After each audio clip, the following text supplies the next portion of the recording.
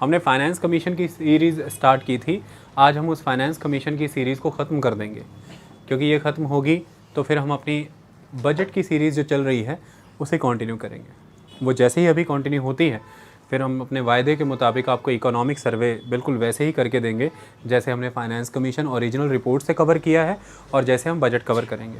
और हमारा वायदा था कि जो भी बच्चे भारत के स्तर पर इस बार के यूपीएससी में अपीयर होने जाएंगे उन्हें हम एक लेवल पर इकोनॉमी से जुड़े ये 3 स्तंभ यानी कि बजट, फाइनेंस कमीशन और इकोनॉमिक सर्वे कंप्लीट करके देंगे।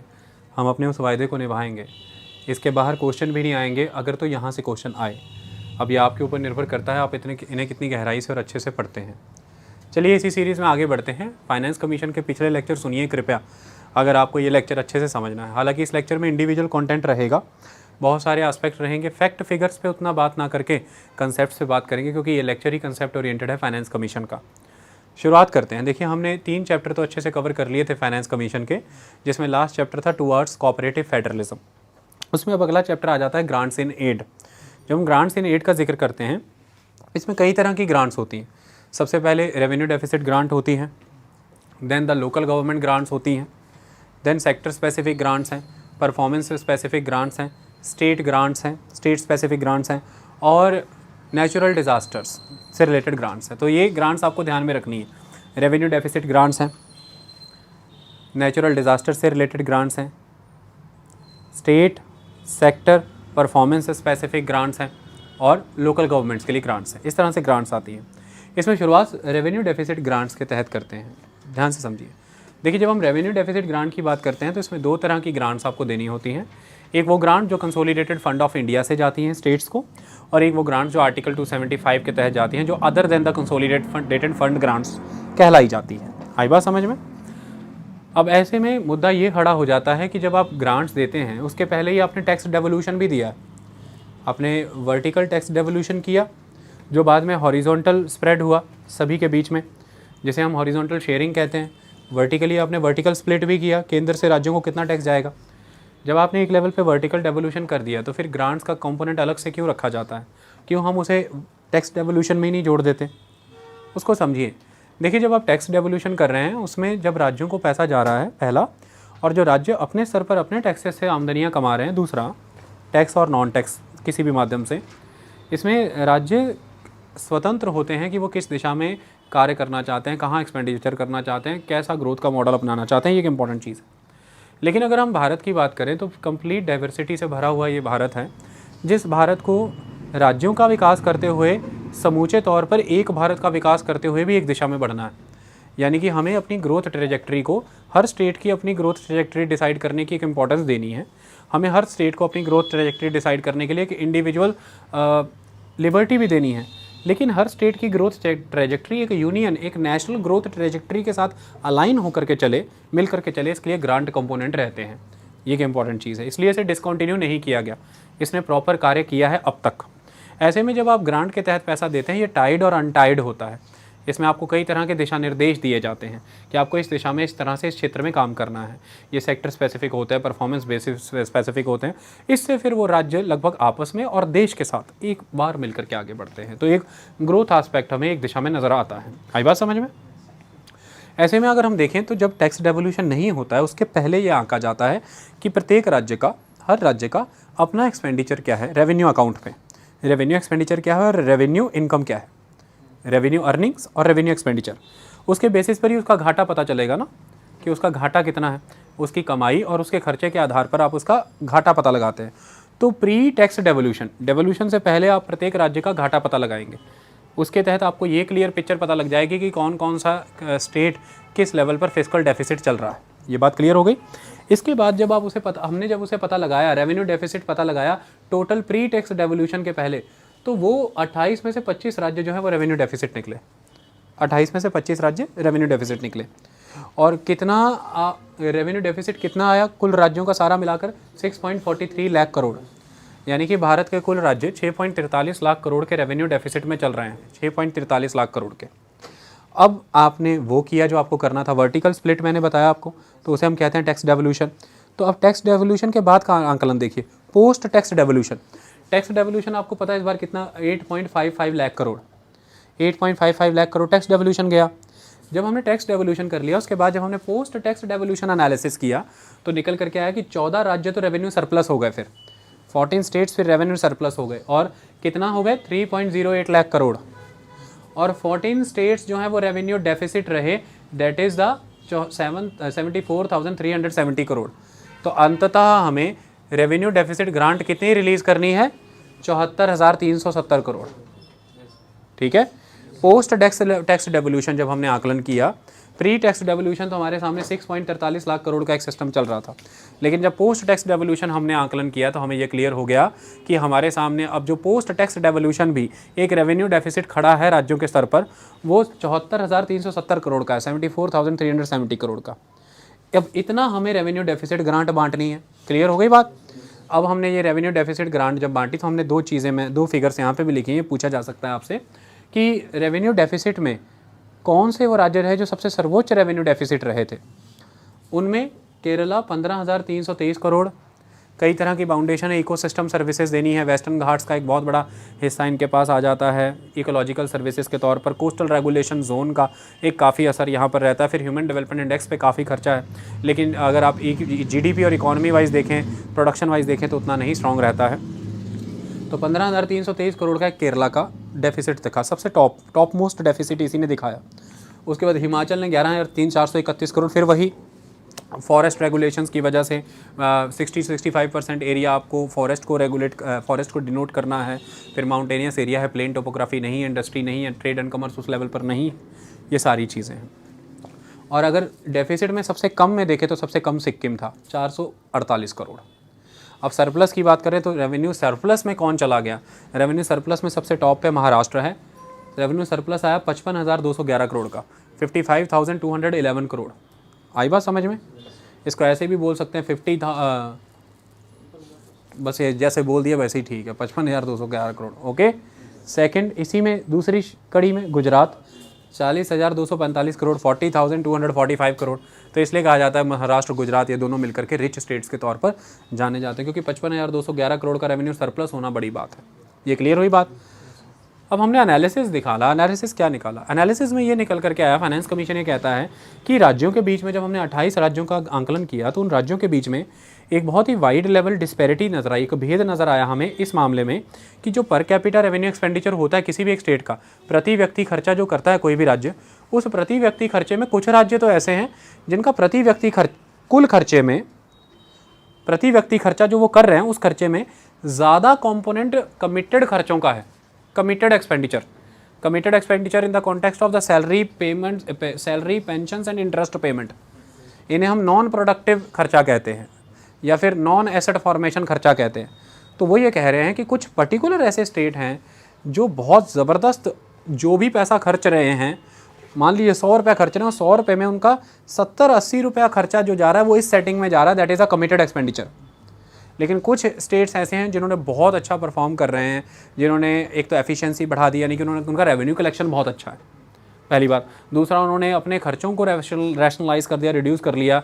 जैसे सबसे इंपॉर्टेंट है कि इंटरेस्ट पेमेंट, उन्होंने लोन घटा लिए अपने, सारा मैनेज कर लिया सिस्टम। अगला इंपॉर्टेंट एस्पेक्ट है कि पेंशन्स को उन्होंने मैनेज किया, सैलरीज़ को उन्होंने मैनेज किया, यानी कि जहाँ पर 2 आदमियों से एक काम होना होता है, जहाँ पर एक आदमी से कोई काम होना है, आप वो काम 2 आदमियों से ले रहे हैं, तो ये तो इसमें इट मीन्स कि वो स्टेट मशीनरी गुड नहीं है। जहाँ पर एक आदमी ही वो काम कर सकता है, आप 2 आदमियों से वो काम ले रहे हैं, तो state machinery is not good. मतलब आप ज़्यादा फालतू खर्चा कर रहे हैं सैलरीज़ के ऊपर।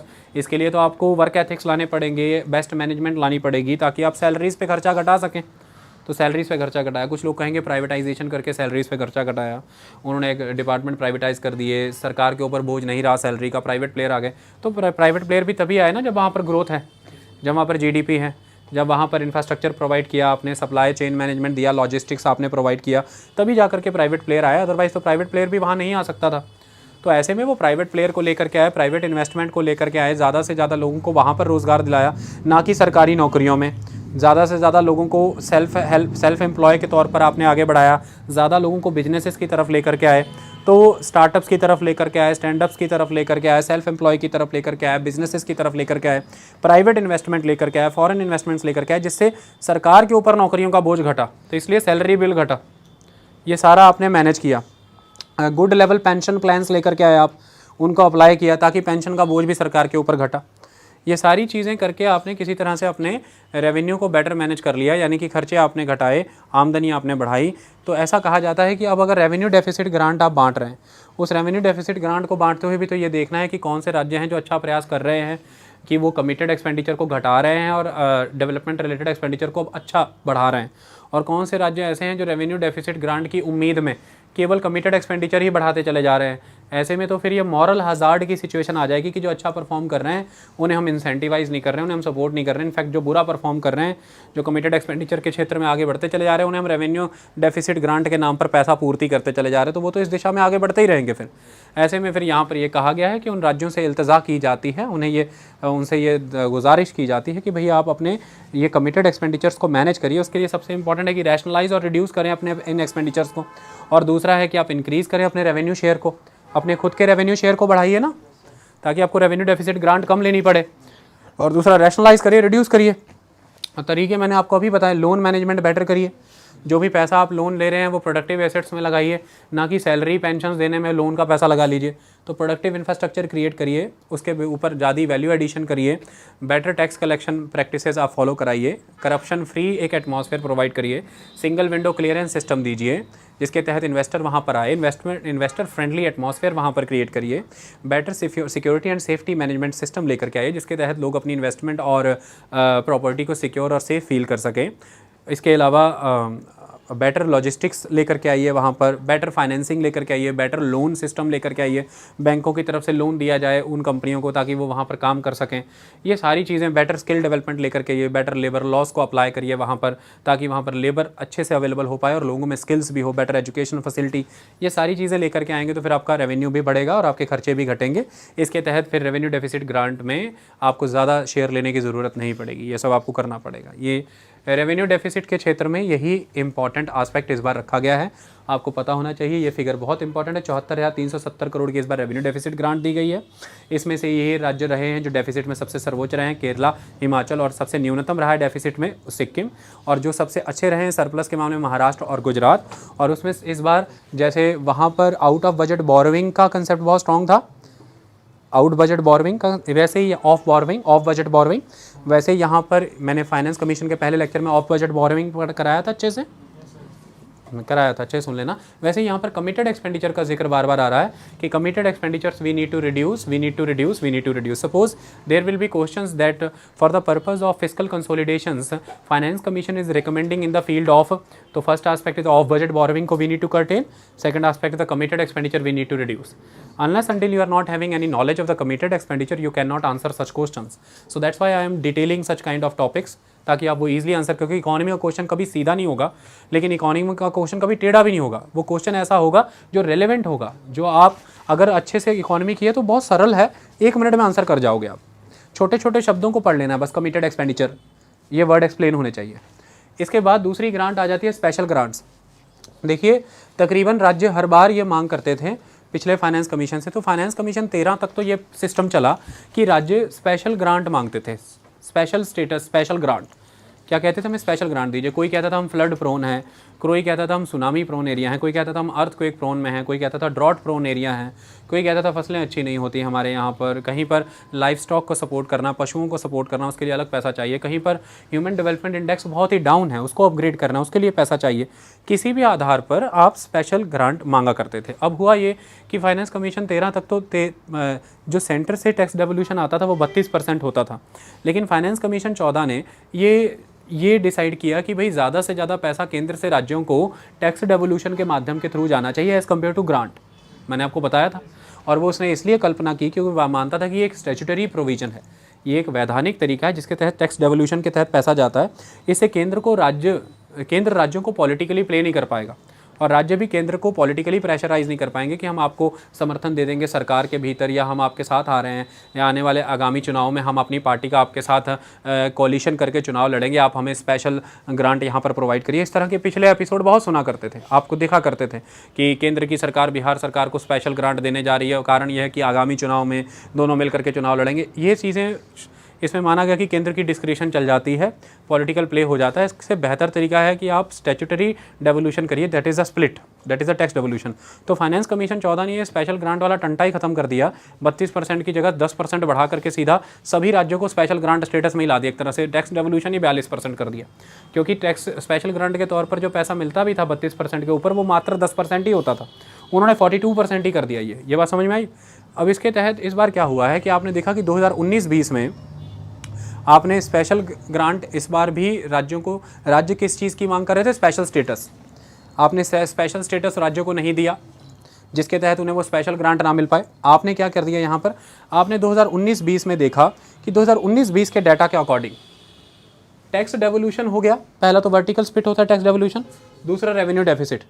अगर टैक्स डेवोल्यूशन और रेवेन्यू डेफिसिट को जोड़ दें और ये देखें कि इस बार किसी राज्य को इन दोनों को जोड़ने के बाद भी 2019-20 के कंपैरेटिवली कम पैसा मिला है 2020-21 में, 2019-20 के कंपैरेटिवली 2020-21 में उनके पास कम पैसा है after adding the tax devolution and the revenue deficit both component, तो फिर उसको हम एक तरह का स्पेशल ग्रांट देंगे, उस राज्य को स्पेशल ग्रांट मिलेगा। ऐसे में 3 ही राज्य क्वालिफाई हुए हैं, Karnataka, Mizoram, Telangana. Very very important question, इसे स्टार मार्क कर लेना कि इस बार के फाइनेंस कमीशन ने स्पेशल ग्रांट की किन के लिए प्रोविजन रखा है? कर्नाटका, मिजोरम एंड तेलंगाना। ये बात याद रखना। आई बात समझ में? बस स्पेशल ग्रांट के क्षेत्र में इतना ही था। स्पेशल ग्रांट को हटा करके इस बार के फाइनेंस कमीशन ने कहा है कि special grant is not the good aspect, क्योंकि स्पेशल ग्रांट के तहत राज्यों को पैसा दिया जाता है। राज्य उसे किस क्षेत्र में इस्तेमाल करते हैं, या फिर राज्य काफ़ी हद तक अपनी डिस्क्रिशन पे यूज़ करते हैं, स्पेशल ग्रांट के आधार पर पैसा ले जाते हैं।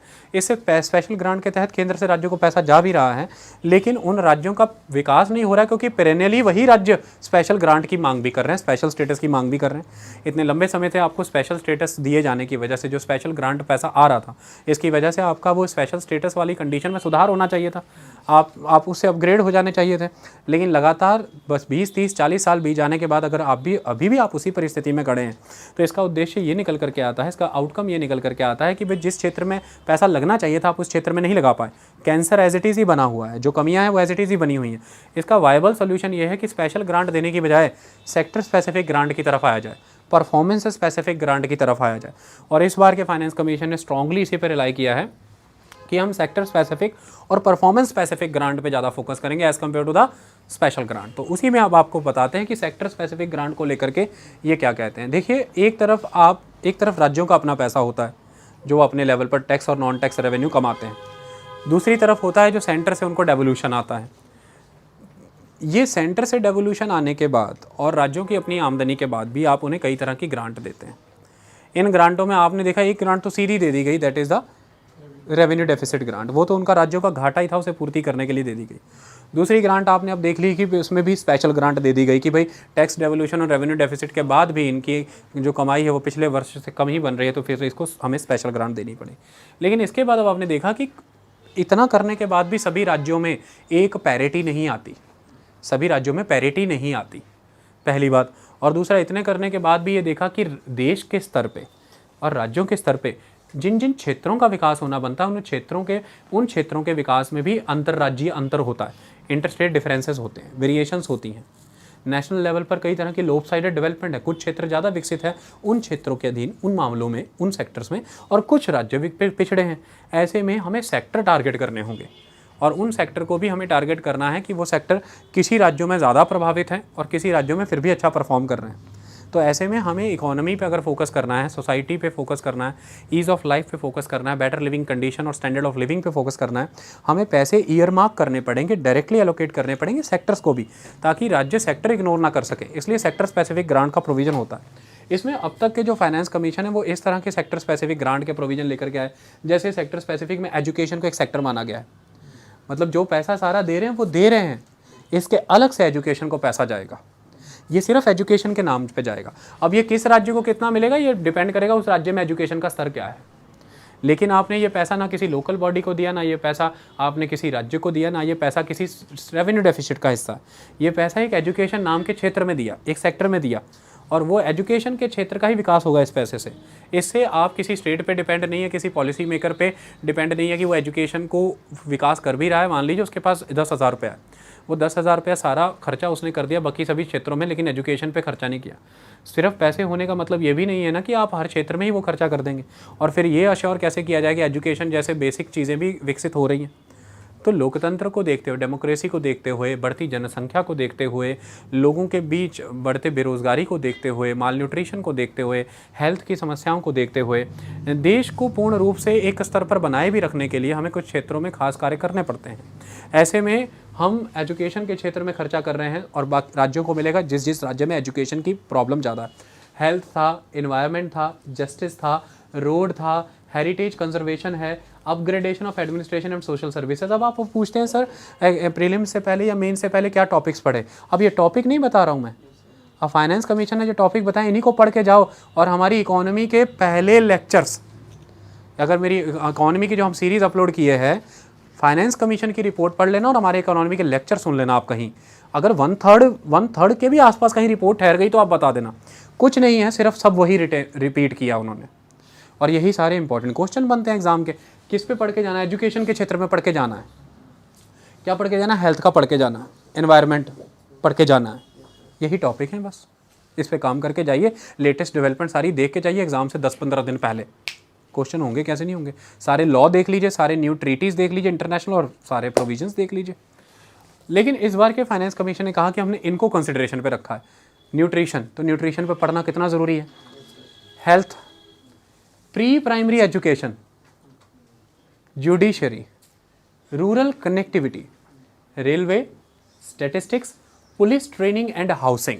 Now I will explain what I am trying to talk about. Nutrition, देखिए न्यूट्रिशन के मामले में फाइनेंस कमीशन ये कहता है कि ये वो सेक्टर्स हैं जिनका अभी एज इट इज़ ध्यान देना बहुत ज़रूरी है, क्योंकि माल न्यूट्रिशन बहुत रैम्पेंट है हमारी कंट्री में। वो ये कहते हैं कि malnutrition is very much rampant. Finance commission का कहना है कि पिछले कई दशकों से हमने प्रयास किया है कि इंटीग्रेटेड चाइल्ड डेवलपमेंट स्कीम के तहत, ICDES के तहत, हमने बच्चों के कुपोषण को टारगेट करने की कोशिश की, लेकिन आज भी बड़े स्तर पर हमें माल न्यूट्रिशन नज़र आ रहा है बच्चों में और महिलाओं में। ये प्रॉब्लम परसिस्ट कर रही है, इसको हमें टैकल करना पड़ेगा। और इसमें 3 ग्रुप बहुत इंपॉर्टेंट चुने उन्होंने माल न्यूट्रिशन के क्षेत्र में। पहला है वल्नरेबल चिल्ड्रन, दूसरा है प्रेग्नेंट वुमेन, तीसरा है लैक्टेटिक मदर, वो माँ जो स्तनपान कराती हैं, वह माँ जो गर्भवती हैं, और वह बच्चे जो वल्नरेबल चलते हैं, मतलब ऑलरेडी गरीबी रेखा के नीचे हैं और उस तरह के हैज़ार्ड्स में काम करते हैं, वेस्ट मैनेजमेंट में काम करते हैं, ऑलरेडी स्टंटेड हैं, वीक बॉडी पॉस्चर्स हैं, वह सारे बच्चे वल्नरेबल चिल्ड्रन। ये 3 हैं, इनको टारगेट करना है। क्यों चिंतित है फाइनेंस कमीशन? फाइनेंस कमीशन कहता है कि ग्लोबल हंगर इंडेक्स के मुताबिक, जिसमें 117 कंट्रीज़ क्वालिफाई करती हैं, उसमें भारत 93rd पोजीशन पे था 2015 में, और भारत 2019 में खिसक करके आ गया 102nd पोजीशन पे। मतलब भारत 93 पोजीशन से गिर करके 102वीं पोजीशन पे आ गया। 9 स्तर गिरा है, 9 रैंक भारत गिरा है। और आप हैरान हो जाएंगे, 117 कंट्री में भारत 102 में पे ही है। सिर्फ 101 कंट्री हमसे बेहतर हैं ग्लोबल हंगर इंडेक्स के मामले। और ये एब्सोल्यूट फिगर में देखेंगे तो भौकाल मच जाएगा, क्योंकि हमारी जनसंख्या भी देखिए, और उसमें फिर बच्चों का अनुपात देखिए, गर्भवती माताओं का अनुपात देखिए, और स्तनपान कराने वाली माताओं का अनुपात देखिए। फिर आपको पता लग जाएगा देश की कितनी % जनसंख्या इस क्षेत्र में है। तो ऐसे में वो बता रहे हैं कि इस क्षेत्र में हमें खास कार्य करना पड़ेगा। न्यूट्रिशन को लेकर के हमें एक फ़ंड अलग से एलोकेट करना पड़ेगा न्यूट्रिशन के क्षेत्र में। तो न्यूट्रिशन के क्षेत्र में कितना फ़ंड एलोकेट किया है, मैं इसके फिगर आपको बता देता हूँ। 7,735 करोड़ रुपया एलोकेट किया न्यूट्रिशन के क्षेत्र में, 7,735 करोड़, ये केवल न्यूट्रिशन को ही दिया है। इसके तहत बहुत सारी चीज़ों का ख्याल रखा जाएगा न्यूट्रिशन के तहत। सबसे पहला एस्पेक्ट यहाँ पर ये देखा जाएगा कि जो गर्भवती महिला है उसकी प्री नेटल और पोस्ट नेटल केयर प्रॉपर हो। अगर आप आज सरकारी डिस्पेंसरियों में जाएं तो आपको दिखता होगा लैक्टेटिक मदर, जो माताएं बच्चों को दूध पिलाती हैं, मदर फीडिंग करती हैं, आपको दिखता होगा कि आयरन के कैप्सूल्स डिस्पेंसरीज में फ्री मिलेंगे। आयरन टैबलेट्स औषधालय बने हुए हैं सरकारी, वहाँ से आपको फ्री मिलेंगे। ये बहुत इंपॉर्टेंट चीज़ है। इसके अलावा आप देखेंगे कि कई सारी सरकारी स्कीमें भी चल रही हैं जिसके तहत ये बताया जाता है कि जो बच्चे को जन्म देने के दौरान आपका इंस्टीट्यूशनल डिलीवरी होगी, यानी कि आपको एक ट्रेंड पर्सोनल आकर के अटेंड करेगा और उसी के तहत आपकी डिलीवरी होगी। फिर आपने देखा होगा बहुत स्ट्रॉन्ग कैंपेन चल रहा है आंगनवाड़ी को लेकर के। आंगनवाड़ी मूवमेंट वेरी स्ट्रॉन्ग, बच्चों की वहाँ पर स्पेशल केयर होती है और ख़ासकर वो बच्चे जो स्कूल जाने से पहले की उम्र के बच्चे हैं। और आंगनवाड़ियाँ तो अब बहुत महत्वपूर्ण हो चुकी हैं। आपने देखा होगा पीछे इसके लिए स्टाफ रिक्रूट किया गया था और अब उसे परमानेंट करने की भी बातें हुई थी कि आंगनवाड़ी स्टाफ को परमानेंट किया जाए। आपने देखा होगा आशा जैसी organisations, accredited social health associations जैसी बॉडीज़ काम कर रही हैं जो कई तरह के क्षेत्रों में, जैसे सबला स्कीम की मैं बात करूं, उस सबला स्कीम के तहत एडोलेसेंट गर्ल जो है उसकी जो रिप्रोडक्टिव हेल्थ है उसको मैनेज करने को लेकर के, वुमेन में जानकारी बढ़ाने को लेकर के गांव स्तर पर काम हो रहा है। आपको पता होगा चाइल्ड डेवलपमेंट प्रोजेक्ट ऑफिसर नाम का एक अथॉरिटी होती है CDPO, जिसके अधीन ये सबला स्कीम को टेकअप किया जाता है और उसके तहत महिलाओं में जागरूकता फैलाई जाती है, अपनी रिप्रोडक्टिव हेल्थ को लेकर के उन्हें अवेयर किया जाता है और उनमें कई तरह की रिप्रोडक्टिव हेल्थ की रिक्वायरमेंट से रिलेटेड जो भी उन्हें असिस्टेंस चाहिए वो सरकार उन्हें मुहैया कराती है। ये एक बहुत इंपॉर्टेंट चीज़ है। इसके अलावा आपने देखा होगा कि कई तरह की जो राज्य हैं वो स्कीम चला रहे हैं जिसमें पहले आटा दिया जाता था, दाल दी जाती थी, लेकिन फिर कई कल्पनाएं की गई, कई वायदे भी किए गए कि घी भी दिया जाएगा।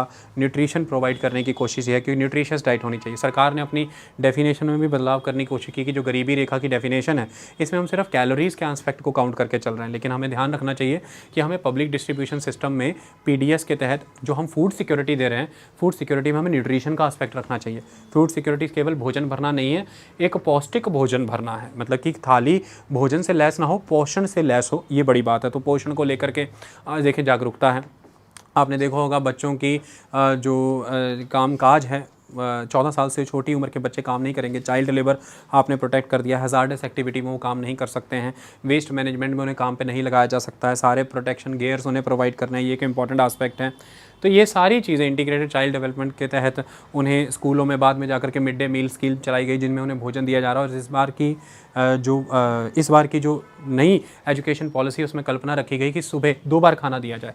सिर्फ मिड डे मील स्कीम नहीं होनी चाहिए, ब्रेकफास्ट भी होना चाहिए, 2 वक्त का उन्हें खाना दिया जाए। ये न्यूट्रिशन बढ़ाने को लेकर के तो एक बहुत बड़ी स्कीम थी कि माल न्यूट्रिशन पूरे देश भर में ऐसे ख़त्म करना है। आई बात समझ में? इसी में सबसे बड़ा एक इंपॉर्टेंट आस्पेक्ट ये भी रखा कि बच्चे माल न्यूट्रिशन होते हैं, इससे ये कारण है कि वो बीमारियों में ग्रस्त होते हैं। उनके कुपोषण एक आधार है कि वो बीमारी में चले जाते हैं। उन्हें बीमारियों से मुक्त रखना है, इसके लिए वैक्सीनेशन एक बहुत इंपॉर्टेंट आस्पेक्ट है। तो वैक्सीनेशन की स्कीम भी इसी के तहत आ जाती है। इसके अलावा लगातार कैंप लगा करके बच्चों में बीमारियां चेक की जाती हैं कि वो बीमारी से ग्रस्त तो नहीं है, और सरकारी डिस्पेंसरियों में फिर फ्री इलाज भी उनको प्रोवाइड किया जाता है, दवाएँ दी जाती हैं। तो कई तरह की गवर्नमेंट डिजीज़ इरेडिकेशन प्रोग्राम भी चला रही है जिसमें डायरिया से लड़ने के प्रयास हो रहे हैं, डायसेंट्री से लड़ने के प्रयास हो रहे हैं। वो बीमारियां जो तकरीबन बच्चों को पकड़ लेती हैं, उन बीमारियों से बचने के प्रयास हो रहे हैं। तो ये सारे क्षेत्रों में वो कहते हैं कि एकदम से न्यूट्रिशन के क्षेत्र में हमें काम करना होगा। कारण वो ये बताते हैं कि बच्चे जो हैं वो भारत का आने वाला भविष्य है। ऐसे में अगर बच्चा अपने बचपन के दौर में बीमार रहेगा, कुपोषित रहेगा, उसके मस्तिष्क का पूर्ण रूप से विकास नहीं होगा। ऐसे में जो लर्निंग एबिलिटी उसमें डेवलप होनी चाहिए वो नहीं हो सकती, और अगर वो लर्निंग एबिलिटी वहाँ पर वीक हो गई तो वो आने वाले समय में एक प्रोडक्टिव ह्यूमन रिसोर्स में कभी कन्वर्ट नहीं होगा। और अगर वो एक प्रोडक्टिव ह्यूमन रिसोर्स में कभी कन्वर्ट नहीं हुआ तो सारे रिसोर्सेज होने के बावजूद भी आप एक डेवलप्ड इकोनॉमी में कभी कन्वर्ट नहीं हो पाएंगे, क्योंकि science, technology, innovations, ideas, resilience, endurance, stamina, strength ये आपकी जनसंख्या में नहीं होगा। इसलिए जो तेज़ी से बढ़ने वाली आपकी पॉपुलेशन जो 2030-35 में पराकाष्ठा को छुएगी डेमोग्राफिक डिविडेंड के, वो एक तरह से बहुत ज़बरदस्त डेमोग्राफिक डिज़ास्टर हो सकता है अगर आप आने वाले भविष्य का जो किशोर है, जो एडोलेसेंट है यानी कि, और जो उसके बाद जो एडल्ट है यानी कि जो युवा है, उसे अभी कुपोषण से नहीं बचाएंगे तो यही कुपोषण उन्हें नारकोटिक्स के नज़दीक, नशे के करीब ले जा सकता है। यही कुपोषण उन्हें चोरी और बाकी क्राइम्स के क्लोज ले जा सकता है, और यही उन्हें अनप्रोडक्टिव भी करेगा। तो ये सीधे सीधे इकोनॉमी को हार्म करता है, ये सोशल क्राइम्स को प्रमोट करता है, ये समाज को हार्म करता है, आने वाली अर्थव्यवस्था में ऊपर ये सीधी सेंध है। और इस तरह की वर्किंग पॉपुलेशन के साथ आप कभी भी इकोनॉमी ग्रो नहीं कर सकते। तो इसके ऊपर अभी अगर आप टारगेट करते हैं तो ये आपको फिलैंथ्रोपिक लग सकता है, अभी आपको ये बहुत ज़्यादा ह्यूमनिस्टिक लग सकता है, but it is a pure practical aspect, it is a pure aspect related to the economy, pure aspect related to the security of the country. Malnutrition लोग डिफेंस में कैसे सर्व करेंगे, स्टंटेड पीपल, अगर हम देखें weak people, bones are not working, all the diseases are there, हड्डियाँ कमज़ोर हो चुकी हैं तो युद्ध में क्या लड़ेंगे। तो it is very much related to the security of the country, to the economy of the country, internal security of the country and the all in all the cumulative happiness of the people. What is the purpose of the GDP if the people, those who are enjoying that GDP, they are not happy, because standard of living में nutrition and the health is most important aspect. So that's why वो ये कह रहे हैं कि sector specific में we have to target the nutrition. Next they are talking about the health. Health is very important. वो ये कहते हैं कि भारत की अगर हम बात करें तो विश्व स्तर पर बड़े स्तर पर पिछड़ता है। इंटरनेशनल लेवल पर जो हेल्थ के लिए फ़ंड जीडीपी का कंट्रीब्यूट होता है, भारत उससे कई मात्रा में पीछे है। कैसे? भारत की भी अगर हम बात करें तो भारत की राज्य की और पूरे राज्यों की देखें और फिर अगर नेशनल लेवल पर अगर हम जीडीपी देखें, उस जीडीपी के कंट्रीब्यूशन सेहत में कितना है उसको अगर देखें तो इंडिया अभी तक 2017-18 का आंकड़ा बताता है कि इंडिया सिर्फ अपने पूरी जीडीपी का 0.95% ही हेल्थ में लगाता है। हमारा इकोनॉमी का हेल्थ सेक्टर पे डिटेल में लेक्चर है जिसमें एक एक आंकड़ा, child infant mortality rate, maternal mortality rate, be it anything, हमने सब डिटेल में खोल के चर्चा किया है, प्राइमरी हेल्थ केयर से लेकर के टर्शरी हेल्थ केयर तक हर चीज़ के ऊपर। ऐसे में ये इम्पॉर्टेंट चीज़ ये बन जाती है कि अब आप 0.95% सिर्फ जीडीपी का खर्चा कर रहे हैं, जबकि नेशनल हेल्थ मिशन का टारगेट था 2.5%। नेशनल हेल्थ मिशन कहता है कि जीडीपी का 2.5% हेल्थ में जाना चाहिए, लेकिन आप असल में जीडीपी का कितना परसेंट हेल्थ में दे रहे हैं? 0.95%। इसका मतलब ये है कि भारत हेल्थ के खर्चे के मामले में बहुत ही अंडर फंडेड चल रहा है। इसको लेकर के फाइनेंस कमीशन के सामने बहुत सारी चुनौतियां थी, क्योंकि सेहत पे खर्चा करना बहुत ज़रूरी है। कारण ये है हमारी देश गरीबी से जूझ रहा है, भुखमरी से जूझ रहा है। देखिए हमारे देश में कुछ प्रॉब्लम है और उनमें 3 प्रॉब्लम बहुत ही मुख्य प्रॉब्लम है जिससे देश त्रस्त है। पॉवर्टी, माल न्यूट्रिशन, हंगर। ये 3 चीज़ों से हम जूझ रहे हैं, गरीबी, कुपोषण, भूखमरी। ये जब तक टारगेट नहीं होंगे देश नहीं बाहर आना इन समस्याओं से। और सारी समस्याएं आपको इसलिए दिख रही हैं, ये जो आप बार बार बात कर रहे हैं ना, डिमांड साइड स्लो आ गया है, स्लो डाउन आ गया है, इकोनॉमिक स्लो डाउन आ गया, ये सब एग्जिस्ट करता रह जाएगा अगर ये इसी तरह से कंटिन्यू करेगा। इसके लिए आपको करना क्या है, इन तीनों को एक बार में टारगेट करना है। इंपॉर्टेंट आधार आ जाता है माल न्यूट्रिशन का और हंगर का बेस पॉवर्टी है। इन दोनों का आधार पॉवर्टी है ना, गरीबी है ना। इसके लिए अब होता क्या है कि बीमारी बेस बन जाती है गरीबी का। कारण आप हमारी कंट्री में बहुत बड़ी पॉपुलेशन है जो मार्जिनली अबव पॉवर्टी लाइन है, मार्जिनली अबव पॉवर्टी। एक डिजीज़ इन्फ्लिक्ट हो जाए तो वो इमीडिएटली बिलो पॉवर्टी लाइन चले जाता है, बीपीएल हो जाते हैं। ऐसे में गरीब की बहुत बड़ी आमदनी का हिस्सा उसकी दवा, दारू और इलाज पे चला जाता है। अगर उसे सरकारें अच्छे से शेयर कर लें, पहली बात टैकल कर लें, क्योर करेंगे लोगों को, और पहले ही रोकथाम अगर कर ली जाए बीमारियों की, तो काफ़ी हद तक हम बहुत बड़ी जनसंख्या को गरीबी रेखा से बाहर ला सकते हैं और फिर हम माल न्यूट्रिशन और हंगर को ऑटोमेटिकली टैकल कर जाएंगे। ये एक इंपॉर्टेंट चीज़ है। तो लोगों के हाथों में एक्स्ट्रा इनकम बचे, उसका कारण ये हो सकता है कि उनकी जो इनकम खर्च इलाज में हो रही है उसे आप बचा दीजिए किसी तरह से। इसके लिए कई स्तर पर काम करने की बात की गई, इसमें 5 कल्पनाएँ दी गई हैं। तो इसके लिए ये टारगेट बहुत बड़ा था, इसलिए डिफरेंट राज्यों के साथ बात की गई, ministry of health and family welfare के साथ बात की गई। इन सबसे जब बात की गई तो एक ग्रुप बनाया जिसे हम कहते हैं हाई क्लास ग्रुप या फिर स्पेशल टास्क ग्रुप के तौर पर, जिसमें डॉक्टर्स, प्रैक्टिशनर्स, एक्सपर्ट्स का पैनल बना करके उसमें डाला गया। उन्होंने कुछ सुझाव दिए। उन सुझावों को देकर के इस बार फाइनेंस कमीशन 5 रिकमेंडेशन के साथ आया है, 5 इनिशिएटिव्स के साथ आया है।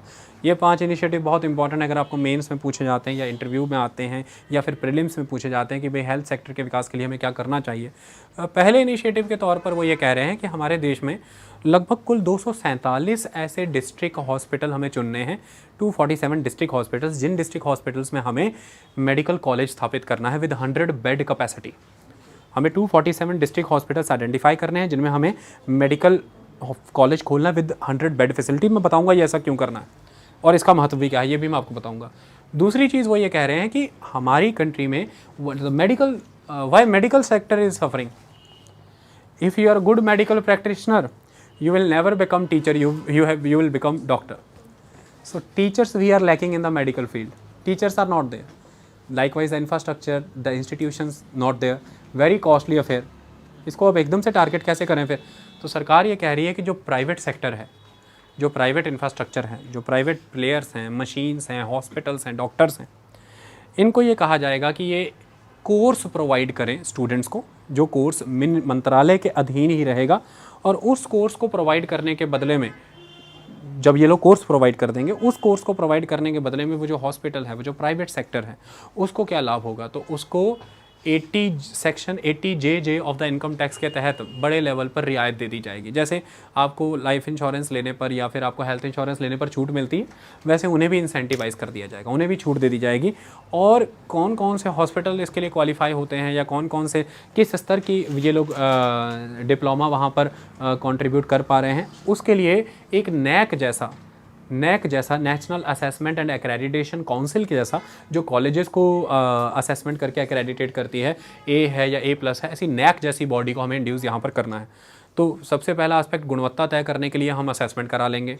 दूसरा, एक पर्सन को सही कीमत पे एजुकेशन मिल जाए उसकी, और टीचर मिल जाए, फैकल्टी इंफ्रास्ट्रक्चर मिल जाए, इसलिए प्राइवेट सेक्टर को इंड्यूस करेंगे।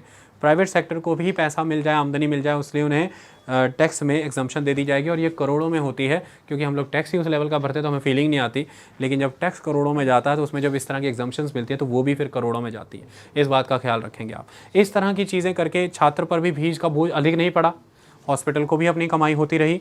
और तीसरी सबसे बड़ी चीज़ कि आपने डिग्री डिप्लोमास इंड्यूस किए तो लोगों को आगे रोज़गार भी मिल जाएगा, और गुणवत्ता बनाए रखने के लिए आपने नैक जैसी बॉडी से उसका असेसमेंट भी करा लिया। ये सारी चीज़ें हो जाएंगी ऑलरेडी इस्टेब्लिश ऑपरेटर्स के साथ इमीडिएटली। इसके लिए आपको अलग से बहुत लेवल पर प्रयास करने की ज़रूरत है। तीसरा ये कहा गया, और प्राइवेट पब्लिक का एक अमेलगमेशन करना ही पड़ेगा हेल्थ सेक्टर में। बिना amalgamation of the public private health sector survive नहीं कर पाएगा, ये एक इंपॉर्टेंट चीज़ है। तीसरा इसमें बोला गया कि जो पब्लिक इंफ्रास्ट्रक्चर है, जो ऑलरेडी अवेलेबल पब्लिक इंफ्रास्ट्रक्चर है, यानी कि हेल्थ के क्षेत्र में जो हमारे हॉस्पिटल में, उदाहरण लेता हूँ हमारा सिविल हॉस्पिटल, वो ये कहते हैं कि यहाँ पर एंडलेस इंफ्रास्ट्रक्चर स्पेयर पड़ा रहता है, यानी कि रूम्स, स्पेस, मशीन्स, फैकल्टी नहीं है, मतलब स्टाफ नहीं है, डॉक्टर्स नहीं है, प्रोसीजर करने के लिए हमारे पास डॉक्टर्स नहीं हैं, एक्सपर्ट्स नहीं हैं, कतारें लगी हैं, क्राउडेड कर दिया हमने। 1 महीने का समय दे दिया, 3 महीने का समय दे दिया, 6 महीने का समय दे रहा है स्कैनिंग के लिए कि आप आइए, 3 महीने के बाद PGI जाइए, 4 महीने बाद आप आइए स्कैनिंग के लिए। वो ये कह रहे हैं कि ये व्हाट इज़ दिस, हमें असेस करना है कि कितना इंफ्रास्ट्रक्चर, कितना मशीन्स, कितना स्पेस वेकेंट है। प्राइवेट प्रैक्टिशनर्स को हमें बोलना है कि आप वहाँ पर आकर के प्रैक्टिस करिए। अब मान लीजिए कोई एक डॉक्टर है, हमारी क्लास में डॉक्टर हैं 2, अब वो चाहते हैं, वो प्रैक्टिस करना चाहते हैं, लेकिन अब सड़क पे तो प्रोसीजर नहीं करेंगे किसी का, स्किल्ड हैं, प्रोसीजर कर सकते हैं। अगर उन्हें प्रोसीजरल इक्विपमेंट्स मिल जाए और स्पेस मिल जाए, ऑपरेशन थिएटर मिल जाए, OT मिल जाए, तो क्या वो वहाँ जा करके नहीं करेंगे? वहाँ पर मशीन है, इंफ्रास्ट्रक्चर है, स्टाफ की कमी है, स्टाफ है यहाँ पर, इनके पास मशीन और इंफ्रास्ट्रक्चर नहीं है, क्यों नहीं हम इसका एक मेल बना देते? तो ये कह रहे हैं कि स्पेयर इंफ्रास्ट्रक्चर जो है इसकी यूटिलिटी होनी चाहिए। इसके लिए प्राइवेट प्रैक्टिशनर्स को हम वहाँ पर बुलाएंगे, और इसके तहत जो charges already centrally sponsored health scheme के तहत लोगों से लिए जाते हैं, वो सेंट्रली स्पॉन्सर्ड स्कीम के तहत चार्जेस लोगों से लिए जाएंगे। तो अब इसके तहत होगा कि मान लीजिए 1000 रुपये का इलाज लिया, तो वो पर्सन जिसे 1000 रुपये देना पड़ना था बाहर प्राइवेट हॉस्पिटल में, वो उसी सिविल हॉस्पिटल में आएगा, उसे एक्सपर्ट ट्रीटमेंट मिलेगा उसी प्राइवेट पर्सन का। और ऐसे में वो 1000 रुपये पे करने के बजाय सिर्फ 100 रुपया पे करेगा, क्योंकि वो कवर्ड है सेंट्रली स्पॉन्सर्ड हेल्थ स्कीम में। लेकिन डॉक्टर का भी नुकसान नहीं है ना, उसे 900 रुपये केंद्र से आ जाएगा या राज्य से आ जाएगा, क्योंकि सेंट्रली स्पॉन्सर्ड स्कीम के तहत पैसा आ जाएगा। इससे स्टाफ की कमी की भी एक पूर्ति होती है, इंफ्रास्ट्रक्चर भी यूटिलाइज हो जाता है, एक्सरे मशीनें हैं, MRI मशीनें हैं, फिजियोथेरेपी मशीनें, आपको पता यूज़ नहीं हो रही, ख़राब हो रही है, इक्विपमेंट से यूज़ नहीं हो रहे, ख़राब हो रहे हैं, और गोरख धंधे इतने चल रहे हैं। चीफ मेडिकल ऑफिसर को लॉबी आई, लॉबी ने पैसा खिलाया कि सर ऑर्डर क्यों नहीं प्लेस करते नई 10 एक्सरे मशीन का, करिए ना सर, करिए ना, नई 10 एक्सरे मशीन का ऑर्डर प्लेस कर रहे हैं उधर से, किस क्वालिटी की आ रही, किस क्वालिटी की नहीं, अंदर आ गई, यूज़ नहीं कर रहे हैं, जल्दी से अबेंडन कर रहे हैं, नया ऑर्डर करिए, MRI का ऑर्डर करिए, एक्सरे का ऑर्डर करिए, सर्जिकल इक्विपमेंट का ऑर्डर करिए। वही 3-4 वेंडर होते हैं, ऑर्डर वहाँ से लॉबी के थ्रू करा दिया जाता है, टेंडर निकाल दिया जाता है, टेंडर में वही 3-4 कोटेशन होती हैं, वही प्राइजेस होती हैं, सब मिला जुला सा सिस्टम चलता है। That is not good. ये तीसरी बात कही गई। चौथी बात ये कही गई, जो सबसे महत्वपूर्ण बात है, कि जितने भी डायग्नोस्टिक इक्विपमेंट हैं हॉस्पिटल्स में, पब्लिक हॉस्पिटल्स में, उन सब का ऑडिटिंग कराया जाएगा, और ऑडिटिंग करा के एक रेगुलर असेसमेंट रिपोर्ट बनेगी, जिसे पोर्टफोलियो पे यानी कि नेट पे अपलोड करने की और केंद्र सरकार और राज्य सरकार के सेहत विभाग को जमा करने की जिम्मेवारी हेड ऑफ द डिपार्टमेंट की होगी, कॉलेज की, हॉस्पिटल की, कि वो ये बताएगा कि कितनी डायग्नोस्टिक मशीनें हैं, वो कितनी बार यूज़ हुई, क्या यूजेज है। इससे optimal utilization of the infrastructure होगा। अथाह इंफ्रास्ट्रक्चर है, आपको पता है, बट अनयूटिलाइज्ड है, अंडर यूटिलाइज है। क्यों? कोई असेसमेंट नहीं है, कोई अकाउंटेबिलिटी नहीं है, कोई ऑडिटिंग ही नहीं है उसकी, वो बर्बाद हो रहा है, रद्दड़ भंगार में जा रहा है। और ट्रीटमेंट लोग मर रहे हैं, मशीनें बंद हैं, पैथोलॉजी लैब वाला आता ही नहीं, स्टाफ की कमी है, टेस्ट करने को सब लोग तैयार खड़े हैं लेकिन ब्लड बैंक से ब्लड मिल नहीं रहा। ये सब क्या हो रहा है? इसके लिए उन्होंने ये कहा ये होना। और अगला छठा उन्होंने बताया कि एक डॉक्टर जो है वो 10 के बराबर हो जाएगा, क्योंकि डॉक्टर को तो गाइड करना है, काम करना है। अगर उसे हेल्पिंग हैंड मिल जाए, असिस्टेंट्स मिल जाए प्रॉपर। बॉटल नेक कहाँ पर है कि अलाइड हेल्थ प्रोफेशनल्स नहीं है। तो इसके लिए वो ये कह रहे हैं कि वो जो डिस्ट्रिक्ट हॉस्पिटल्स में मेडिकल कॉलेज खोले हमने, पर्पज़ क्या है उनका? वो मेडिकल कॉलेज ट्रेनिंग सेंटर का भी काम करेंगे और 15 लाख अलाइड हेल्थ प्रोफेशनल्स को ट्रेंड करेंगे। 15 लाख अलाइड हेल्थ प्रोफेशनल्स को वो ट्रेंड करेंगे। इसका फ़ायदा ये हो जाएगा कि अगर अलाइड हेल्थ प्रोफेशनल्स मिल जाए, हॉस्पिटल में चले जाना, एक आदमी बैठा हुआ है स्ट्रेचर पे टांग रख के, 4 घंटे से पट्टी नहीं हो रही उसकी, डॉक्टर ने प्रिस्क्रिप्शन लिख दिया, कमांड दे दी कि अब इसकी बस ड्रेसिंग करनी है, स्टाफ की कमी है, ड्रेसिंग नहीं हो रही, पड़ा हुआ है, क्लीनिंग नहीं हो रही, पड़ा है, प्रेपरेशन नहीं हो रही, पड़ा हुआ है। ये सारी चीज़ें दूर हो सकती हैं अगर हम अलाइड हेल्थ प्रोफेशनल्स भी सही मात्रा में भर्ती कर लें, जो ज़रूरी हैं। इस तरह से आप ये फाइनेंस कमीशन कहता है कि 2018 का allied health professional bill parliament में पेंडिंग पड़ा हुआ है, उसे क्विक पास कराया जाए, ताकि इस मामले में, क्योंकि परमिशन नहीं होती ना, आप हेल्थ प्रोफेशनल का काम ऐसे नहीं कर सकते, लेकिन अगर allied health professional bill pass हो जाएगा फिर मान्यता हो जाएगी इस चीज़ की और फिर आप उसे आगे बढ़ा पाएंगे। तो अब इसमें सबसे बड़ी समस्या ये आ जाती है कि बॉटल नेक्स हैं बहुत सारे। क्यों? आपने कह तो दिया कि भाई हमें मेडिकल फील्ड में कहाँ पे जूझना पड़ रहा है। सबसे पहले नंबर ऑफ़ डॉक्टर्स कम है, दूसरा अवेलेबिलिटी ऑफ डॉक्टर कम है, तीसरा कैपेसिटी ऑफ द इंस्टीट्यूशंस कम है। हमें इन तीनों क्षेत्रों में काम करना है। नंबर ऑफ डॉक्टर्स पे काम करना है, for that we need to produce more numbers of doctor. Another aspect, second important aspect मैंने नंबर बताया, और दूसरा अवेलेबिलिटी ऑफ द डॉक्टर, कि डॉक्टर एक पेशेंट को किस लेवल तक अवेलेबल है। क्या सारे डॉक्टर सिटी में कंसंट्रेटेड है? क्या डॉक्टर ब्लॉक लेवल तक जाते हैं? क्या डॉक्टर विलेज लेवल तक जाते हैं, पंचायती स्तर तक काम करते हैं? So availability of the doctor is very important to the patient. क्या फ़ायदा अगर डॉक्टर है? पूरी कंट्री में वेल डिस्ट्रीब्यूटेड होने चाहिए इवनली, और एक स्टेट के अंदर हर डिस्ट्रिक्ट वाइज, हर डिस्ट्रिक्ट में, हर ब्लॉक, हर विलेज लेवल तक वो पहुंचने चाहिए। तीसरा capacity building of the institutions. कितने के इंस्टीट्यूशंस हैं जो प्रोसीजर के लिए वैलिड हैं, जो प्रोसीजर कर सकते हैं, किस लेवल के प्रोसीजर कर सकते हैं, किस लेवल का ट्रीटमेंट डील कर सकते हैं, हमें किस टायर पे, टायर 1, टायर 2, टायर 3 के लेवल पर किस लेवल का ट्रीटमेंट मिल रहा है। So we need to back the tier 1 with the capacity somewhere equivalent to the tier 2, we need to back the tier 2 with the tier 3। इस तरह से we need to develop the technology, develop the practices, expertise and the capacity to the lower tier, so that वो medical services वहाँ तक reach हो सकें। ये सारी चीज़ों के लिए अब करना क्या है, नए डॉक्टर्स जब हम प्रोड्यूस कर रहे हैं, या फिर हमने नए डिस्ट्रिक्ट कॉलेज, डॉक्टरी क्षेत्र में यही है कि टीचर कहाँ से आएंगे? डॉक्टर को एक डॉक्टर टीचर ही बनाएगा ना भाई। डॉक्टर बिना, अब MBBS एक डॉक्टर है, नेचुरल सी बात है यार कि BAMS तो उसे नहीं पढ़ाएगा, तैयार करेगा। अब मुद्दे की बात है, हर कोई डॉक्टर बन के प्रोफेशनल बनना चाहता है, या तो वो अपना हॉस्पिटल डालेंगे, या किसी हॉस्पिटल में एज अ डॉक्टर जॉब करेंगे, या डेंटिस्ट बन जाएंगे। आप उन्हें देखेंगे मोस्टली MBBS करके टीचर कितने बनना चाहते हैं, MD MS करके टीचर कितने बनना चाहते हैं, यहाँ पे सारी समस्या है। लेकिन फिर असल में आप एक चीज़ देखिए, जाइए PIMS, जाइए PGI, जाइए CMC क्रिश्चियन मेडिकल कॉलेज, यहाँ पे क्या हो रहा है, दे आर मेडिकल कॉलेज। तो ये एक इनोवेटिव अप्रोच लाई गई थी कि दे आर मेडिकल कॉलेज। अब वही टीचर है, मंडे को टीचिंग है, ट्यूसडे को वही प्रोसीजर भी कर रहे हैं, ट्यूसडे को वही ऑपरेट भी कर रहे हैं। तो किसी मेडिकल हॉस्पिटल को मेडिकल कॉलेज बनाने का ये लाभ हो जाता है कि फिर आपको डॉक्टर कम प्रोफेसर, डॉक्टर कम टीचर, अब चले जाएँ शैलजा मैम है PIMS, वहीं आपके प्रोसीजर भी करेंगी प्रेगनेंसी गायनाकोलॉजिस्ट डिपार्टमेंट में, और वही फिर आपको पढ़ा भी रहे हैं, वो आपको ट्रेंड भी कर रहे हैं। तो that is the benefit of the medical college. इसलिए कहा गया कि उन डिस्ट्रिक्ट्स को मेडिकल कॉलेज में, उन हॉस्पिटल्स को बदलना है जहाँ पर पहले से डिस्ट्रिक्ट हॉस्पिटल मेडिकल कॉलेज की क्षेत्र फॉर्म में नहीं एग्जिस्ट कर रहा। इसे कोशिश की जाएगी कि टीचर प्रोफेसर्स की कमी को भी थोड़ा पूरा किया जाए, स्टाफ की कमी को भी पूरा किया जाए। इन 5 रिकमेंडेशंस में आप देखिए आपको क्या नज़र आ रहा है, प्राइवेट पब्लिक का एक कॉन्ट्रीब्यूशन बढ़ाया जा रहा है, unused infrastructure in any form, चाहे स्पेस है, चाहे इक्विपमेंट है, चाहे डायग्नोस्टिक डिवाइसेस हैं, उसको बढ़ाया जा रहा है। अकाउंटेबिलिटी और असेसमेंट ज़्यादा तय की जा रही है, गुणवत्ता बढ़ाने की बात हो रही है, हेल्थ प्रोफेशनल्स बढ़ाने की बात हो रही है, और कैपेसिटी बिल्डिंग के तहत नई योजनाएं, नई तकनीकें, नए तरह के इलाज और ग्रामीण क्षेत्र तक अवेलेबिलिटी